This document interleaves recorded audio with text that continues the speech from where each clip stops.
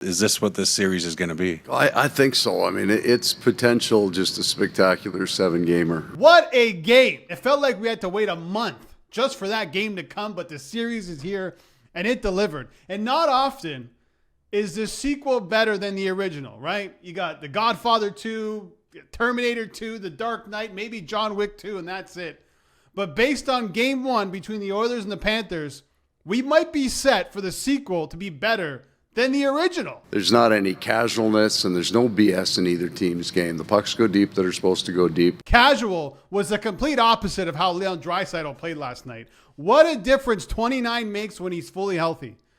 Last year, the guy was banged up. He had a busted up hand, busted up ribs, only provided 3 points, not a single goal. And people forget, heading into that series last year, he had 24 points in 3 series, but he couldn't do anything. The guy can barely hold his stick. Now look at the guy. He opens up this series with the first goal super early on to give the Edmonton Oilers the lead. He's invaluable.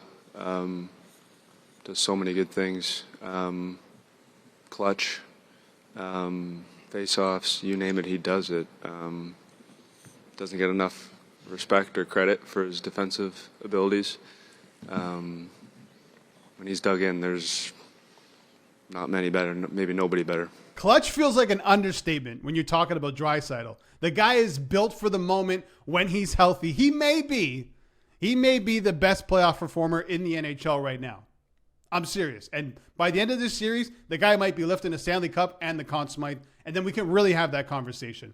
He's healthy. He's ready to go. And speaking of health, Evander Kane leading the night, leading the game with 9 hits. He was a factor all night long. Crashes the net on that first goal. And then on the Ekholm goal, does the same, and we'll get to that.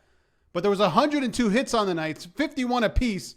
Evander Kane led the way. He was a huge factor. Don't forget, in the original series last year, he only played 2 games, and then he was done. And didn't play for the rest of this regular season, and then returned to the playoffs. A healthy Draisaitl, healthy Kane on the same line is a deadly combination the Panthers haven't seen yet. What the Oilers are going to see a lot of, especially Stuart Skinner, is Sam Bennett swarming in and around the net, trying to get on top of him. And that's exactly what he did on this game-tying goal in the first period.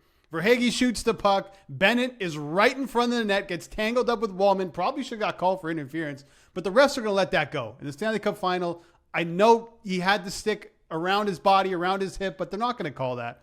He gets tripped up by Kulak's skate and decides not to try and avoid the goaltender, falls down on Stuart Skinner accidentally on purpose. 1-1, but Chris Knobloch and the Oilers decide to challenge. That play happen again, I would challenge it. I feel what I've seen through the NHL this year and this year on the challenges, the goaltender interference, that I have a lot of confidence in challenge that again. They challenge it. Challenge lost. 1-1. Panthers go on the power play. So for Sam Bennett, he's got Stolar so far in these playoffs. He took out Anderson, at least tried to, and now Stuart Skinner. I knew that I didn't just fall. There was contact, but I still haven't really seen it. So this is just what this guy does, and this is something that Skinner and the Oilers haven't had to deal with really throughout these playoffs. The Panthers love to overwhelm goaltenders, get in front of the net, get in the blue paint, make it uncomfortable for them. And they're going to continue to do that. So they did it, got away with it, 1-1, and now the Panthers go on the power play. Bing, bang, boom. Nugent Hopkins doesn't get to his spot. Nate Schmidt with a beautiful pass to the second oldest player in the series, Brad Marchand, with a power play goal. Another goal for 63. And it's 2-1. The game flipped on that challenge. On that Bennett goal, the game flips. And now the Panthers have the lead. Now to the second period. 2 minutes in. Who gets the breakaway goal? Of course, Sam Bennett. His league-leading 12th goal of the playoffs. This guy is entering free agency. He's going to get paid. If he stays with Florida or goes somewhere else, he's getting paid. Who cares about the 50 points in the regular season? This guy shows up when it matters the most. Sam Bennett, along with Leon Draisaitl, one of the best playoff performers in the game right now. And Florida dominating the second period. It was the Oilers to start off early on. Bennett scores that goal, challenge, another goal. Bennett scores a third at 3-1. Now the Panthers are on fire. You're like, oh, here we go again. Here we go again. The Panthers just do what they keep doing. They keep winning. They keep overwhelming teams. They outshot the Oilers 17-8 in that period. And if it wasn't for Stuart Skinner making 16 saves, this game, after 2 periods, after 40 minutes, could have been out of reach, but it wasn't. Skinner stuck in there. Again, it's my job to give the team a chance to win. I was able to keep it at 3, which is obviously huge. And I mean, you got to give a lot of props to Bob over there too. He's made some fantastic saves, especially in overtime. And the Oilers get one back, thanks to Stuart Skinner and thanks to Victor Arvidsson. $1.17 after that Bennett goal. He takes a shot under Bobrovsky's glove. It's 3-2. The Oilers are back in this game. Put ourselves in a tough spot. I thought it was a massive goal from RV. Massive, timely. And we just hung in there. Quick break. If you're enjoying this video, you probably are because you've gotten this far. Do me a favor, hit the like button, hit the subscribe, and let me know in the comments down below.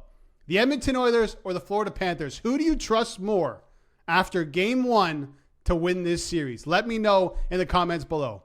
End of the second, the Oilers are down 1 heading into the third period, and Chris Johnston of The Athletic drops this incredible stat. Florida is 31-0 when holding a lead at the end of the first or second period in Stanley Cup playoff games since head coach Paul Maurice was hired in 2023. Remember that tweet because that might be the ultimate kiss of death to the Florida Panthers, because in the third period, the game flipped again. It was the Oilers dominating the Panthers now. They outshot them 14-2, and just like Skinner saved the Oilers in the second, Bobrovsky, phenomenal in the third period and phenomenal in overtime once we get there. 13 saves in that period, 42 saves. He's the third goalie with 40-plus saves in a Stanley Cup Final game in the last decade. The other two, Martin Jones did it twice, and Andrei Vasilevsky, who was in the Stanley Cup Finals 300 times in the last decade. But the goal eventually came, and who is it? Matthias Ekholm, who just returned to the lineup a couple games ago with a beauty feed from Connor McDavid. Unbelievable pass. Another assist from Kasperi Kapanen, who's been incredible, right? We got to give him his props. 2 apples in this game, 4 points in his last 3 games, 3 goals, 2 assists, and an OT series winner since entering the lineup just 8 games ago. It takes everyone. I mean, how many times are we going to say that? It takes everybody, obviously. Third period done. We're off to overtime because, of course we are. This game deserves that. And Florida comes out hot in OT.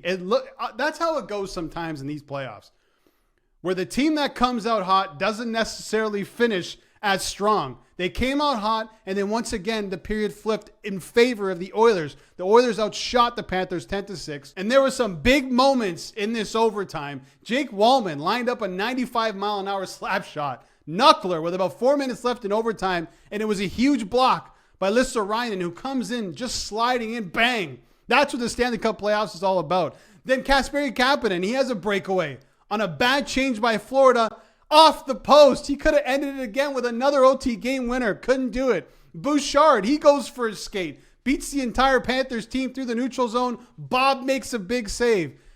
And then near the end of overtime, Thomas Nosek, who's been pretty good for these Panthers throughout these playoffs in the bottom 6, shoots the puck out, delay a game.